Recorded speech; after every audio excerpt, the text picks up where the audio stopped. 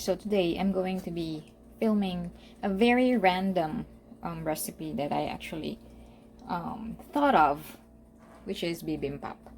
Okay, I know a lot of you already know what bibimbap is. If you've tried writing Korean Air, surely they will serve this to you, on board. Now, this is my version, okay? Because random nga eh. Actually, my kitchen is very busy right now because I am preparing for the New Year's Eve, and bigla ko lang siyang naisipan na i-prepare nga for my husband tonight kasi most of the foods that I'm preparing are Filipinos, and it wouldn't be fair if my husband will not have anything Korean. So tonight I'm gonna make bibimbap for him, and then we're gonna have samgyeopsal later, and he's gonna make tangsuyuk as well. So I'll show you first how to cook bibimbap. Okay, now what are the ingredients? I have here spinach, I have here carrots, zucchini, egg, and I have bean sprout, mushroom, I have seaweed, and gochujang, and then I have here garlic and sesame oil. Okay, so this is very easy, pero medyo lang siya. You need patience in cooking this because there's a lot of process. I'm gonna use the bigger sesame oil para alright. Ang hirap nito kasi mag-isa na naman akong mag-film. Wala na naman akong para naman tong kimchi making. But anyway, ginusto ko to eh. Okay, game. Where is my...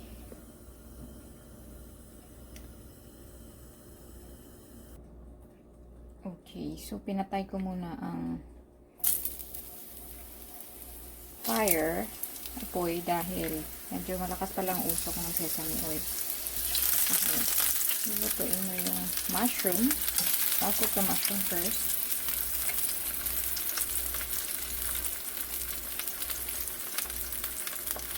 Some people are using shiitake mushroom, which is okay as well. It doesn't matter, up to you.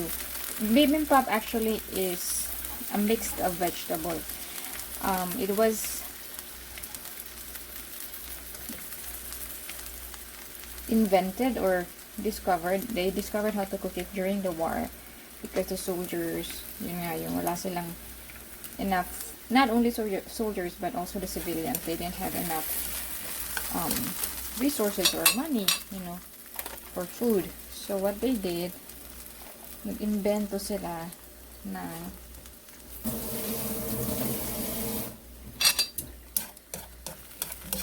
recipe. And so they mixed up all the vegetables.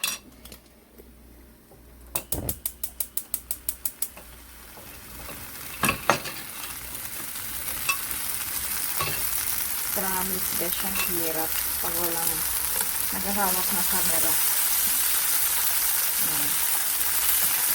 Ituin nyo lang siya nasa maluto.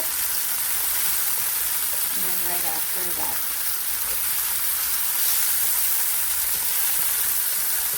hamuin mo siya before the next.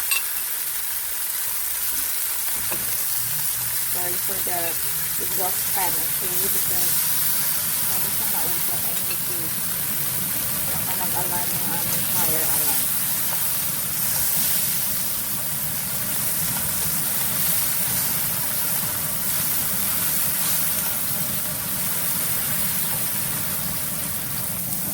Next naman is yung zucchini. Then, ganun ulit. Stir fry it.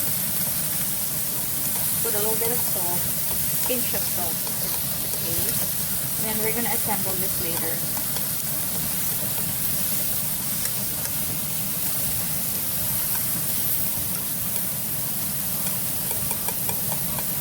Some people, they put meat, but originally, like I said, because during the war, this was actually invented during the war, they didn't have meat. So I'm gonna go for the authentic one.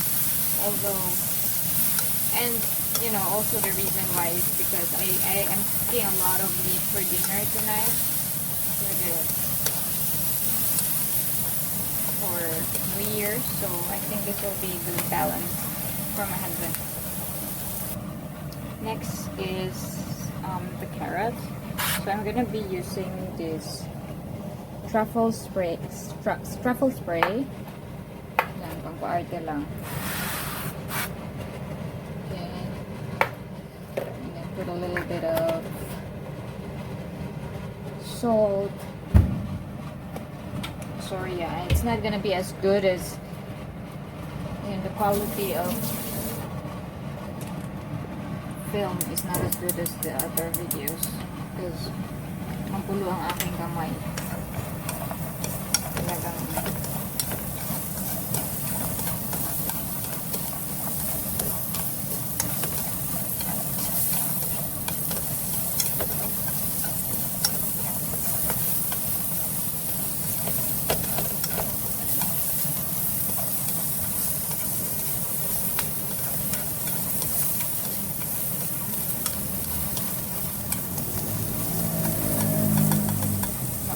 truffle.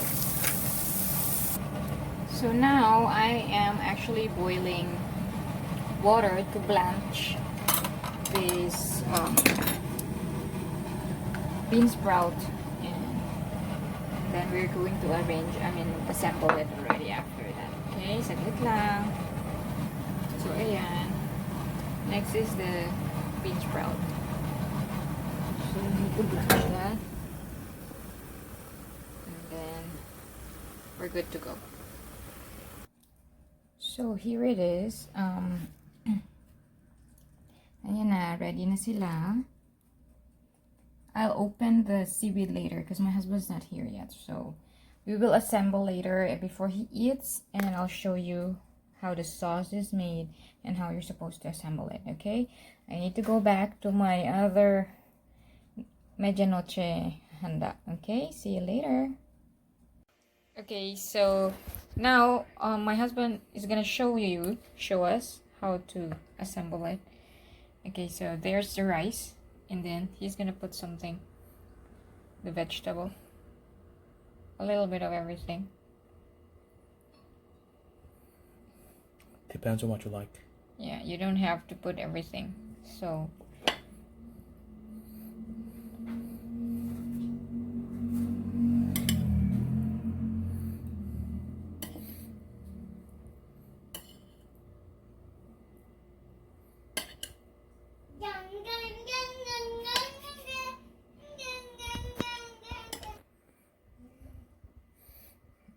okay, and then the seaweed too, or if you don't want that, it's okay, you don't have to.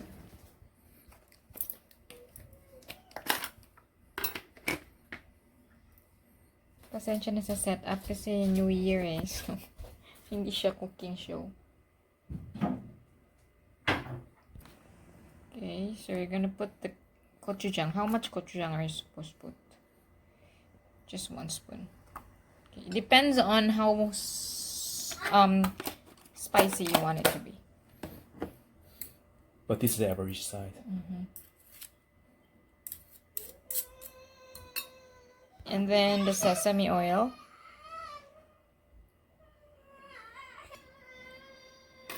And then you're just gonna mix it together. There you go. That's it. Happy New Year. See you next time. Bye. Happy New Year.